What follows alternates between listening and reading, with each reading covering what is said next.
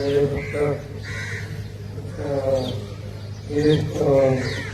हे मंडळ आहे, विश्वस्त मंडळ आहे, हे इतकं चांगलं विश्वस्त मंडळ आहे की यांना 3-4 वेळा परत त्यांना ग्रामस्थांनी निवडून दिलंय.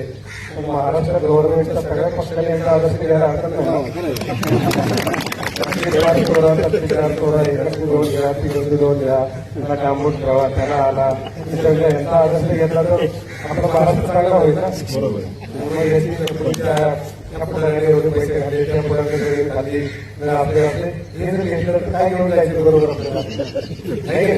म्हणजे महाराष्ट्र गव्हर्नमेंटसाठी एक आदर्श आला देवस्थान ट्रस्ट आहे, याच्यासाठी जर काय व्हावं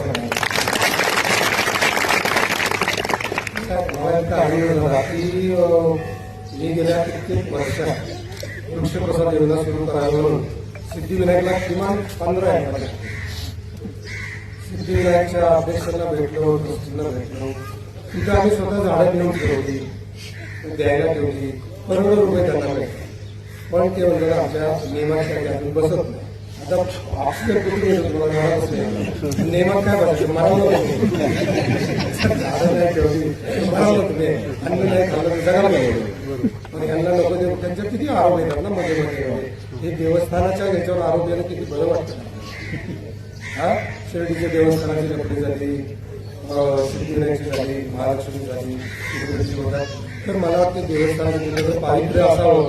मला वाटतं काल भैरवनाथ या सगळ्या इतर देवस्थानांना समृद्धी देव असं मी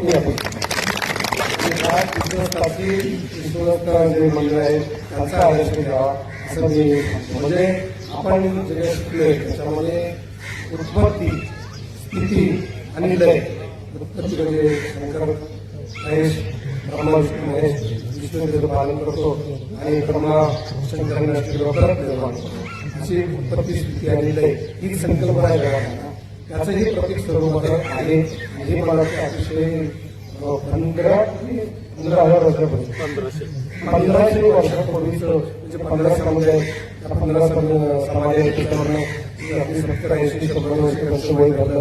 1500 वर्षापूर्वीचं हे मंदिर आहे.